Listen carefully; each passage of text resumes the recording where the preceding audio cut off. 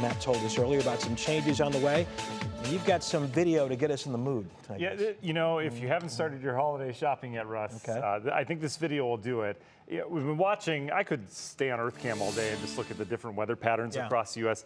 This was the best one I found earlier. This is courtesy Earth Cam out of North Dakota. It's snowing there, Russ, and it's been snowing for the last 24 hours. They've got almost 18, they've got 12 right now, but they're going to end up with near 18 inches of snow. Yikes. And they've had a fall that's been much like ours. It's been very mild. So this is a little bit of a shock to the system for them as well. And that's just a telltale sign of what's on the backside of this front. So let's get you started tomorrow morning out the door. Put the umbrella by the door this morning. You're going to need it. That rain moves in tomorrow morning. We're in the 50s. We'll make our way to near 60, so not a raw rain, but it's going to rain all day. The rain finally moving out by evening. We'll be back down into the 50s. So what's the latest on Nicole? This is a tropical depression now. You notice the infrared satellite, everything kind of getting torn apart as it hit land. It survives on that warm ocean water. Still lots of rain with this. It's going to head north.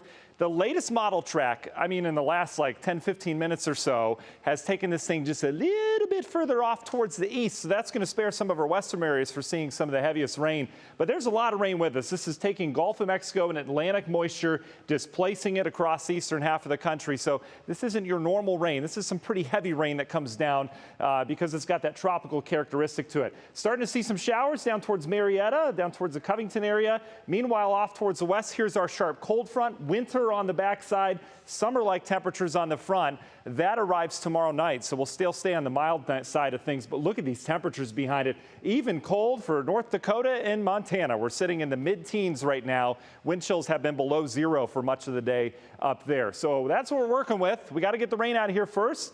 And we could use a lot of this. Hopefully we don't get too much of it. Make sure you have your drains cleared, stuff like that. Don't want the big leaf piles on it.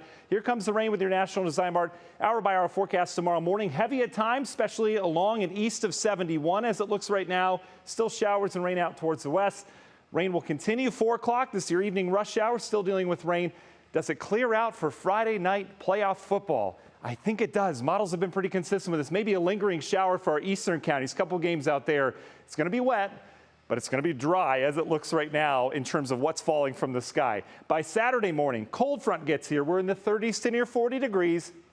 Probably start with some sunshine Saturday, but then clouds thicken up. Another little ripple of energy comes in, and we get a rain-snow mix out of this Saturday afternoon. This eventually heads out, winds align over the lake, and it turns to all lake effect Saturday night into Sunday. This band looks mainly west to east, but we could get some accumulating snow, maybe a couple inches. Eastern Cuyahoga out towards Lake Geauga, Ashtabula. That would be Sunday morning that you're waking up to some snow on the ground. Until then, we've got some rain, as I mentioned, maybe an inch or two. Again, the models have shifted this further east, so further east you are, better chance of some heavier rain. What happens after that? Well, this system goes by. We turn on the lakes, as I mentioned, this weekend. Lake effect machine will end pretty quickly on Sunday, so not anticipating a big lake effect event this weekend. But next week, we have to watch this system. Does it stay apart? Does it come together? That's what we'll be watching.